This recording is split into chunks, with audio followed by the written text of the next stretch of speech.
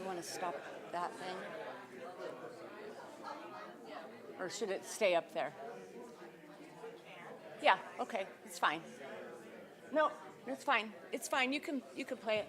Hey Myrna, that picture of Dad on the tropical beach.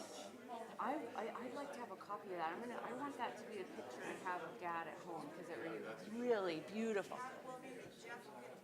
Okay. Hi everyone. Welcome. Good morning, everyone. Thanks so much for being here. My name's Jennifer. Don was my dad, and so I had a bunch I was going to say, and now it's all just leaving my head. I think that happens. Anyway, thanks so much for being here. Really, as we think about celebrating the life of my dad, we have so many good memories, and we'll get to some of those. Anyway, I just wanted to say welcome. And, one thing I was thinking about, and I might not do this in the right order, sorry about that, but, a few years ago, I remembered having this thought about my dad, like, my dad can do anything, absolutely anything. And that reflection came from over at the coast. Myrna and Dad bought property on Sutton Lake, which some of you know Sutton Lake was pretty special since way back from our Grandma Grace. But anyway, they bought property there and it was really special. Well, anyway, it occurred to me one day that my dad he built a mobile sawmill, and he logged the timber on this property, and then he made it into planks, and he built a dock and a boathouse out of the wood that he milled on this property. So literally from start to finish, he did all those things, and he knew how to do all those things. And he could figure out and engineer absolutely anything without real formal training. So, he did have formal training growing up, doing construction, but just that thought I had of just the amazement of the things he was able to figure out and do. And there's so much more, but that was the memory I wanted to share. And then the last thing, I think there's a picture of it in here too, but one time I really was always trying to talk my dad into going fishing because I love fishing. And so one day we went out, and we kept catching these fish like this big, little tiny ones. And I was like, what the heck? And I looked at him, I said, Dad, we're not catching anything. And he's like, that's okay. He was just happy that we were out there doing it together. And that was a really meaningful day for us. Anyway, a few years ago, Myrna, I dabble in a little bit of music, right? And years ago, Myrna came to me and said, I wrote a song. I wrote a song. I don't remember exactly what she said, but then she sang it to me. And anyway, we had talked about creating a song so that we could someday be able to perform it and that, but we never got around to that. But anyway, when Dad passed, I was like, hey, I'd like to read that poem. She's like, well, I don't know if it's a poem. I think it's a song. And then I read it to her, and we're like, oh, it's okay. It's a poem. So anyway, sorry. I will, so I'd like to read that. And then, because really it's a poem about their life and their love. And anyway. It's called D&M Together, and she started writing this in the summer of 2015. And I think you made a couple of embellishments since then, edited it maybe, no? Kept it, okay, well anyway, it doesn't matter, sorry, I digress. Anyway, so she says, it starts out, I have a test tomorrow, you've rarely read a book, Sunday I'm serving pancakes, you have to go to work, a studio apartment, a Volkswagen bus, not much money, not much time for us, but we're together, yes, we're together. Let's buy a house to fix it up, maybe a boat of wood, explore our dear Seattle waterways and neighborhood, camping in a warehouse with 3 young teens, living on the water. Oh, what does it mean that we're together, we're together. Let's move on down the coastline, rebuild another home. Kids have their own adventures, we have the means to roam. Deer in the pasture, quail in the yard, time for exploring, life's not so hard, and we're together, still together. March 3rd, 2007, you lived but might have gone. We focused on each moment, touched hands, confirmed our bond, calling the children, pacing the floor. Oh dear God, thank you for our time together, our time together. Grandkids are getting older, same age as when we met. You like to build and fix things, I'm in the social net. Our love for each other and family and home have tied us together. Who'd ever know we'd be together, still together. I teach class tomorrow. You've rarely read a book. 2 minds and 2 opinions. How could it ever work? But we're together. We're still together. And that's it. Yeah. And someday, if we're all together and a few years down the road, maybe Myrna and I will make up a little duet and we'll sing it for you. So, We should get ChatGPT to make a song. yeah, okay, well, that's probably how that's going to work, yeah. Anyway, that's it for me. So we're going to call a couple of people up here, and then later on we'll have time for other people to come up. But for now, Myrna's going to come up and say a few words. So.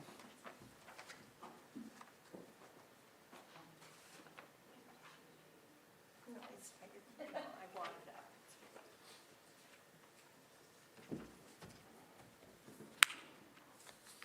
Well, I wrote Dawn's obituary, and it just came out in the paper, the Florence paper on Wednesday. This is kind of a long version. Donald Joseph Kleppinger was born January 1st, 1944, preventing his mother Grace from attending a New Year's Eve party. The place was Portland Hospital and Sanitarium on 82nd and Sandy. Don never was sure which side he was born in. It's now a condominium complex.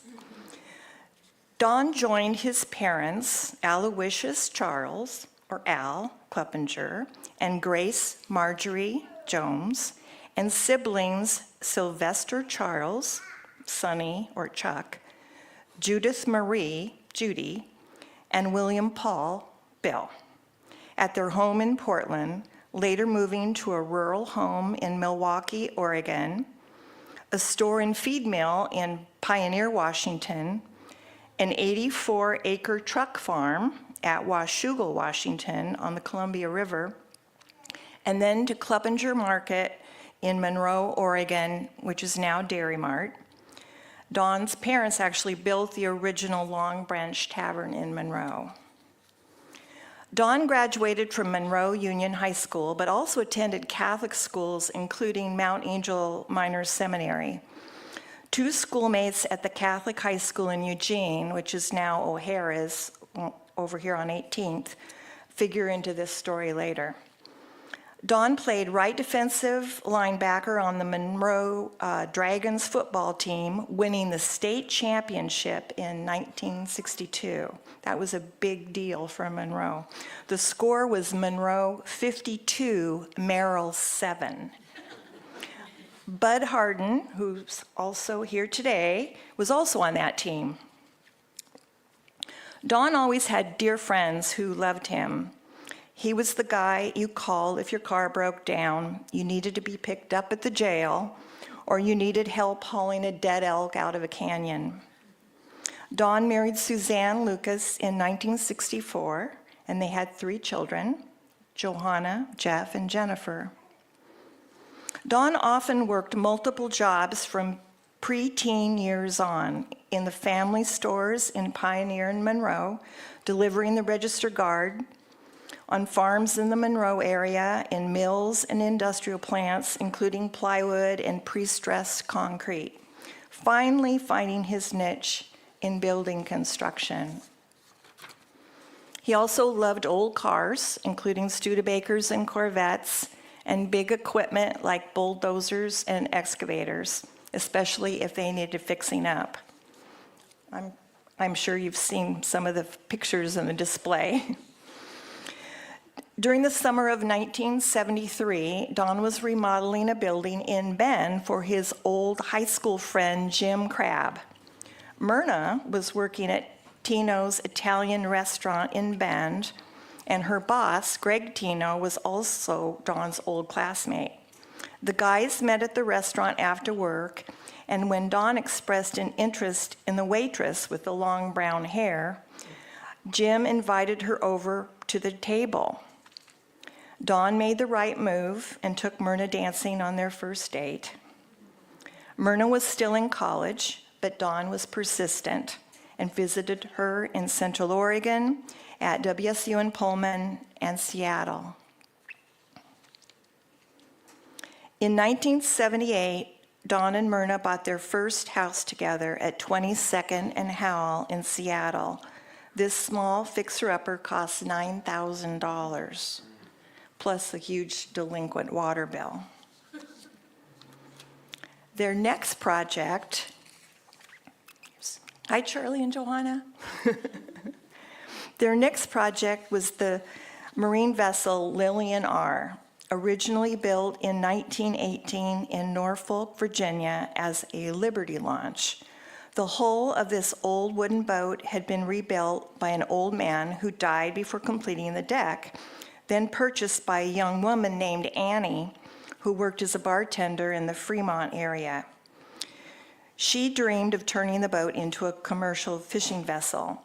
With her boyfriend's help, she started the work, but soon gave up. One of the stories Don liked to tell was that the Wilson sisters of Heart fame hung out at the same bars as Annie, and then they based their song, Dreamboat Annie, on Annie's plans for the Lillian R. We don't really know if this is true, but Don loved to tell that story. Somewhere he got that idea. Okay. Don found the boat moored beneath the Ballard Bridge, where it had collected deep layers of pigeon poop in the bilges. It was the perfect challenge, and I'm the one that scraped out most of the bilges. Don learned how to rebuild a boat by watching commercial fishermen and boat builders, including corking the seams in the hull with cotton and hemp, designing the steering, propulsion, and electrical systems, and creating from wood the curves, arches, and built-ins of the cabin. The Lillian R. dry docked near and later moored at Fisherman's Terminal in Seattle became Don and Myrna's home. Then one by one, Johanna, Jeff, and finally Jennifer joined them. I think we all agree that it was an unusual living experience, we wouldn't change it for anything. I think you agree. In 1981, the Kleppingers moved to Brookings, Oregon, buying the Scotts family home. They cleared the land with the help of Homer the goat, added on to the house, and stayed busy with more building projects, including a small house on the Mexican island of Cozumel. They moved to Old Town Florence in 1991, and 34 years later still have the same house, plus a few others over the years. Tenants said that Don was the best landlord they'd ever had, kind and generous. Don had a massive heart attack in 2007. Shortly after arriving at Sacred Heart Hospital, he flatlined for 8 minutes. He was well aware that he was given a second chance at life and made some lifestyle changes. Almost daily, he walked a circuit through Old Town to the post office, bank, and Safeway. Within a year of the heart attack, he bought a D8 Cat bulldozer to repair and paint. Don and Myrna made several trips to Cozumel to work on the building there, but also other fun trips to Death Valley, Cody, Wyoming, Hawaii, Grand Canyon, the California coast, mountains and valleys, and to the East Coast to visit Chuck and family. In recent years, Don's vision and depth perception deteriorated and his energy level lowered. He always loved naps, even when he was a little boy. He rarely complained of pain or discomfort, just rested when he needed to. The last few months, he said his heart was like a Volkswagen engine trying to power a logging truck.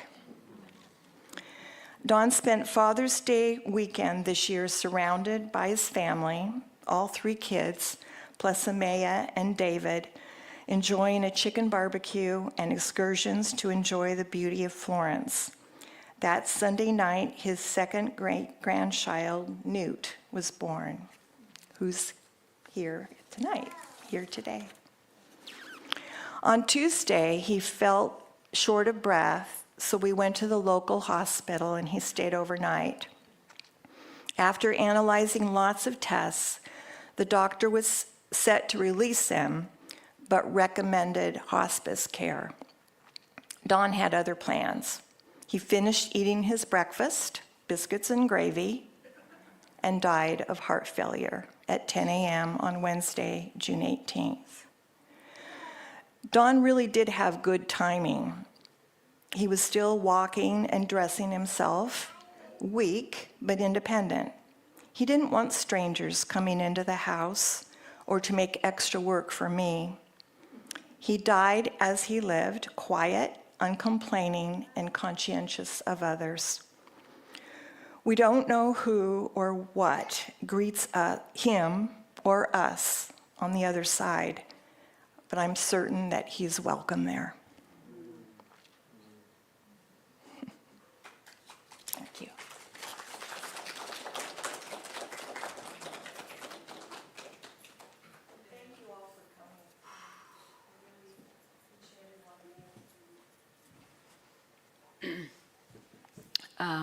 Bill, would you like to come up?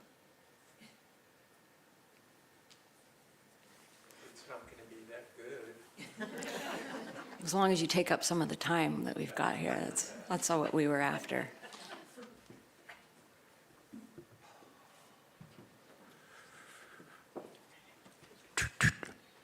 Myrna, that was terrific. Wow. I just have a few words. I call it an ode to Don, your early years. Donald Joseph Kleppinger. Mom called you Donnie Joe. Dad called you Shorty. We called you Donald. I was almost 3 years older, so you relied on me, looked to me for guidance because I had pretty much figured out how things worked in our family, when to fess up, when to plead ignorance. We were close, really close, each other's best, most trusted friend. In Milwaukee, we played together, learned how to catch fish in the little creek that ran through the lower part of our property, learned how to steer our red Flyer wagon down the little hill on the street in front of our house. We ate figs from the 3 large trees that grew in our front yard till we threw up. In Washougal, we worked. We worked together on the farm. We worked weeding and picking strawberries, weeding and picking 9 acres of cucumbers and 8 acres of potatoes. And that's just the way life was for us. We just worked and worked. We watched, we helped, and we learned a lot from Dad. Cutting boards with his handsaw, building, welding, and maintaining all of our farm equipment. Don, you even followed me into the seminary for 1 year. Actually, you learned quicker than I did that it wasn't something for you. Don, I know how proud you were to be part of the Monroe High School state football champion team one year. And Bud knows that too. As your 3 kids, Johanna, Jeff, and Jennifer, were growing up in Brookings, you taught them how to do practical things, kind of like our dad did for us. Dawn, you are probably the most gentle, generous person I have ever known. And I'm going to reemphasize gentle. He was a gentle being. I miss you, Donnie Joe, Shorty, Donald Joseph Kleppinger. Oh, before I forget, I saw this on my windowsill yesterday. It's a little backhoe. And I'm not sure if Don gave it to me. I've had it for like 10 or 12 years. But every time I look over at this, it reminds me of about 10 years ago. I went to visit Don and Myrna. And Don said, oh, I've got to do something with that road up on the North Fork property because it had some branches and trees that slid down over it. We went up, he got out the backhoe. And I watched him manipulate this backhoe. Not only did he just pick branches up and throw them over, he picked up a clump of brush that had come down. He shook it with this thing, and then he turned all the way around over to the other side, and then he flipped it down the canyon. I mean, at that moment I realized he's like a brain surgeon with equipment. I couldn't even turn it on or back it up, but he had this thing dialed in. So I think of that. I think of Dawn whenever I look at this on my windowsill.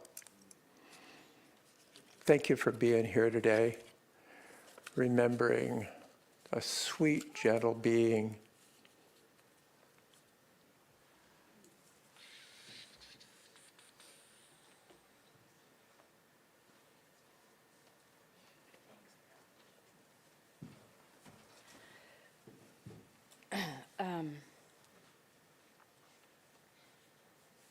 Thank you, Bill. That was great. I was thinking about something when you were talking, this little story I'd like to share. Dad, there was a car accident where Dad snapped 5 ribs and his collarbone. And Myrna calls me to tell me, I was living in Florence at the time, and so, but she made it sound like, oh, it's, this happened, but we're gonna go home, and I'm just like, that just sounds wrong. But anyway, I showed up at their house, and we decided we were gonna barbecue. And the next thing I know, Dad has yarded open that giant door, and he's pulling the barbecue out, and then he stopped for a second, and he stood up next to the wall and was like holding his ribs in, and I'm just like, Dad, why don't you let me get that barbecue for you? I mean, this was the same day that this had happened. And then I remember that, I think it was a couple days later that Jeff came out, and Dad insisted that we needed to go remove some trees from the North Fork property that had fallen across the road and get the excavator out. And so here's Jeff and I conspiring what we're gonna do to keep Dad from being so busy while he's trying to heal up this snapped collarbone that never healed. I mean, it healed back like this, right? And he just, literally nothing was going to stop him falling through a roof, getting T-boned with the car, I remembered I started saying, my dad is a tough old goat. He just is, he does not have a stop button. Anyway, so that was pretty much everything that I had planned for this.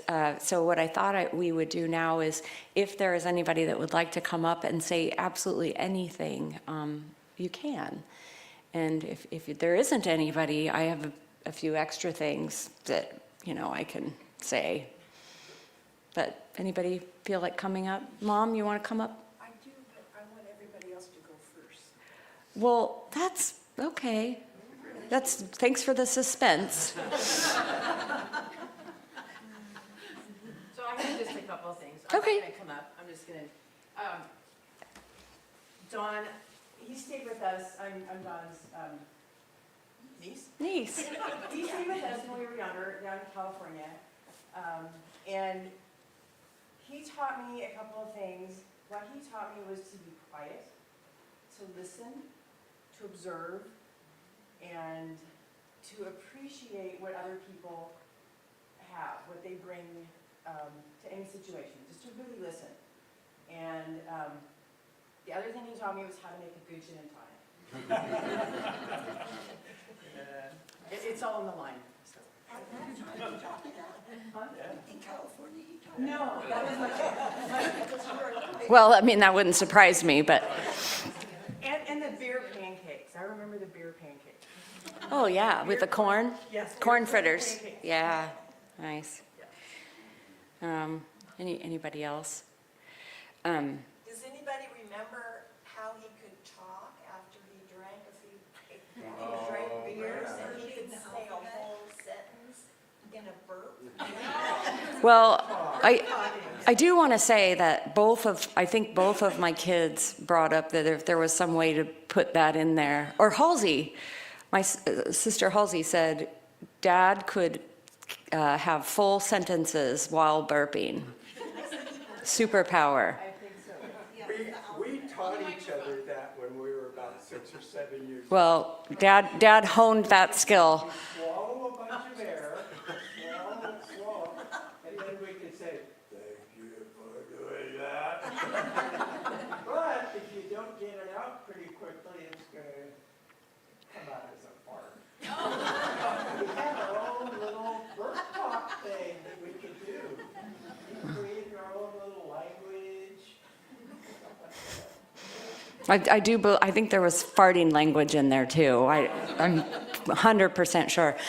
All right, well, if nobody else, Mom, do you want to come up for a minute? I guess so. Bud, are you gonna go up? Come on. Well,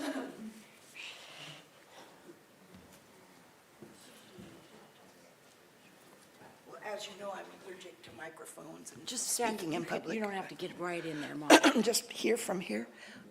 Okay, well, long before I was his ex-wife and his wife and mother of his children, and we were high school students and we were friends. And Don made headlines right from the day he was born because his father worked at the shipyards in Portland, and he didn't know his wife had gone to the hospital to have the baby. So as he came home that morning after working a night shift, he saw on the headlines that he'd had a son, the first baby born in that, the 1st of January, whatever. And he kind of ruined, for the rest of my life, he kind of ruined me celebrating New Year's with my kids because they had But anyway, let's see, what else did I want to tell you? In high school, yes, he was on that championship team. And that year, there was a hurricane on October, on Columbus Day, yeah. And they were trying their best to play a football game in Coburg, at Coburg High School, which no longer exists. And they, I was there and I watched it, and they like threw the ball and it just stayed up in the air because the wind was blowing at the same force. And it was just amazing. And then we had to take like back roads to get home because the power was out, there were lines down. And the guy in the hat in the picture up here, that was one of his best friends. He had gone to the hospital, he'd been injured in the game. And they finally called the game. And that night, we didn't have the school dance because the gym roof had blown off. So it was pretty exciting. And also that year, Don made a touchdown. he wasn't the quarterback or anything, but he made a touchdown, and that was pretty cool. So let's see, in high school, all the girls just loved him, especially the girls in his class, and they were kind of mad at me because they didn't want me to be with him or something. So they conspired to throw me in the showers one day, and it took 5 of them to do it. And I realized right away that I wasn't going to avoid it. So what I did was I just hung on to everybody as tight as I could, so they all got showered too. So, and I could tell you their names, but I'm not going to say it right now. And let's see, what else? One reason they really liked him, he was funny, he made up jokes, he was pretty good looking. And he had a hot car too. Yeah, a couple of them. And anyway, in the summer, he worked really hard to make money, and he paid for those cars himself. A lot of people thought mom and dad bought it for him, but that wasn't true. And anyway, one summer, he'd been working out for the farmers, moving pipe and all that stuff, and he would just get filthy dirty and so exhausted. And I'd be waiting at home for him to take us out for pizza or a movie or something, and he wouldn't show up. And so I'd call, and Grace would go find him asleep in the bathtub. And that happened a couple of times at least. So, and he imparted his carpentry skills and to his kids, and his work ethic to them. And he once built some beautiful built-in bookcases for my brother in a house that he had. And yeah, there's more I wanted to say, but I can't remember it all. So anyway, he was pretty cool. And I learned a lot more about him in his later life too. So thank you, Myrna.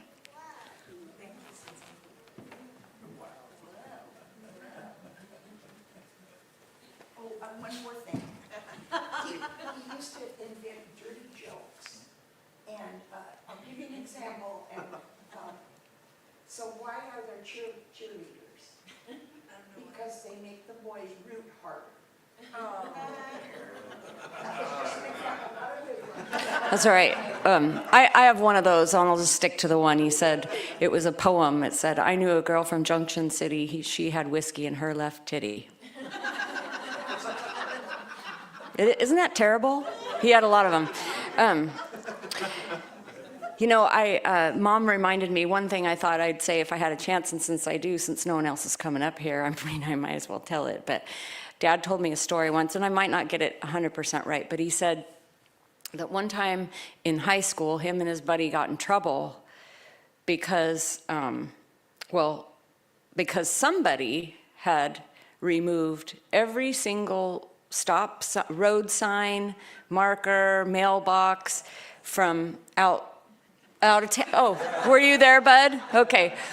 Well, anyway, he told me that the way, my belief was that the way they got caught was this: when they came to this one teacher's house, they weren't going to touch his stuff. So they didn't take his stuff, but they took everything else in town on the way to town and put it in the trunk of the car. I got that right? But the one teacher, they weren't going to remove his mailbox or whatever sign was there. And so they were caught. Of course, I'm thinking it's Monroe, so it might not have been too hard to figure out who was up to that kind of shenanigan, but I really did love that story. Was it out Territorial Road? Yes, right? Territorial Road, yeah. I think it was Mrs. Dinwiddie's house that they avoided. Oh, she really? Could be. Anyway, that's how they got found out. I thought I would say, one thing that I really learned from my dad imparted on me that a couple of things. One, obviously leave things better than you found them. But if you're at someone's house for any reason, you're staying there, you're at a party, whatever, that to be of service, basically, not only leave things better than you found them, but make it make your stay there so valuable to the people you're staying with that they're just really glad you're there. And I don't know if that makes sense, but I've always followed that my entire life. Anyway, it was a valuable lesson, and there were a lot of them in there that you don't really see them at first, but later in life you know that's where that came from. And like Mom said, Suzanne said, work ethic. I've always worked so hard and really respect and appreciate other people that also work hard. You know, there are a lot of things, like I said, you don't see them, but you certainly see them now, and definitely present in all three of his kids, and his ex-wife. She learned too. Anyway, what I wanted to leave for the end was there were a lot of little isms that my dad had, things that he would say. And so I really want to invite everybody to think about those isms, because I'm going to throw a couple out there, but I'd like this to be I'd like some participation here. So one of the things my dad used to say was, you know, he'd tell him anything, sharing something with him, and he'd say, well, you know, I've got some advice for you. And he's like, don't shit your pants on the freeway. And, you know, I used to be like, what? What are you talking about? And it's kind of like, that's Dad's way of saying that nothing's a 5-alarm fire, right? But that is, right? If you're driving your car and that happens, that's dire. So anything short of that, I think he was trying to say, is not an emergency. And I still say that. Well, don't shit your pants on the freeway, and people just look at me like I'm nuts. But there were other things, like Dad would say, he would say, gangbusters. He would, if you walked in a room and asked him a question when he's in the middle of something, he would do this funny thing. Got so used to seeing it that I didn't realize until, I don't remember who, somebody did it. Maybe was it you, Johanna, that you did it? And I said, you look just like Dad. He used to squeeze his hands like this and go, like he was thinking about it. And she did that the other day, and yeah, just like that. He would make these expressions, and you're like, you are so weird. Anyway, he was a character. So, anybody else have any isms? Keep smiling. Keep smiling. Oh, how about the best one of all? Keep it simple, keep it simple, keep it simple. He had to say it 3 times, right, Jeff? 3 times. You know, he did. Myrna?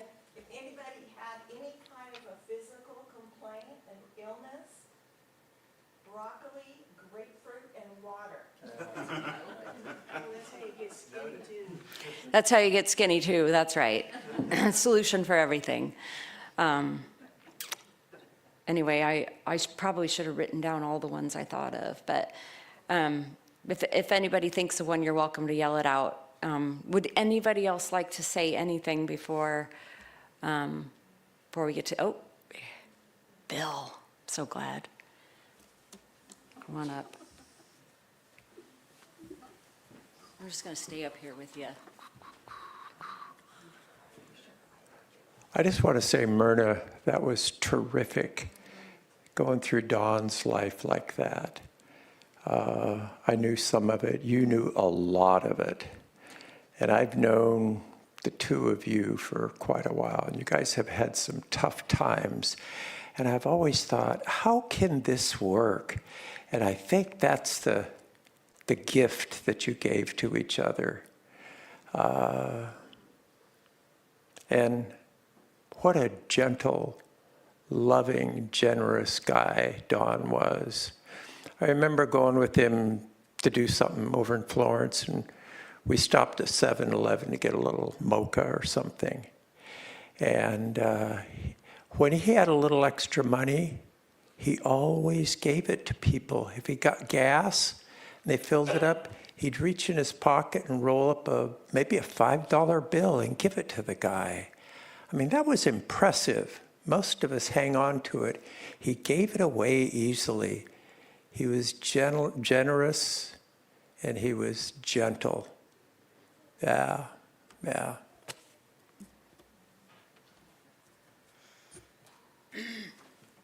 Oh, and that wood that you guys made, cut up, I've got a coffee table over there made from some of that wood. And I inscribed the date and where it came from. Oh, that we milled it. You milled, yeah. He also, in shop class, made a kidney-shaped mosaic coffee table. Where is that? Yeah, I wish I knew where that was. It was just beautiful. I don't remember that. One last thing, and certainly if somebody has more to say after this, we've got time, but Dad, whenever, over the last, I'm going to say 15 years, you'd go over to his house and he'd say, hey, have you heard this song? And I'd be like, yeah, Dad, like every time I come over, he asked me that same question. And the night would get to be about 7-ish, and it was time to turn on that song and crank it up. So loud enough that you're like, oh my God, really? Does it have to be that loud? But man, he insisted, and that he wanted to make sure that everybody heard it, and we knew how valuable it was. And I don't know why it was that song, but it was over and over and over again for years that I can remember. And did he do it every night, or was it just when we came over? Well, not every night, but Okay. Well, anyway, so in honor of Dad, I would like to play that song, and if you wouldn't mind, just turn it up louder than you should, and let's just listen to this, because this was meaningful to Dad.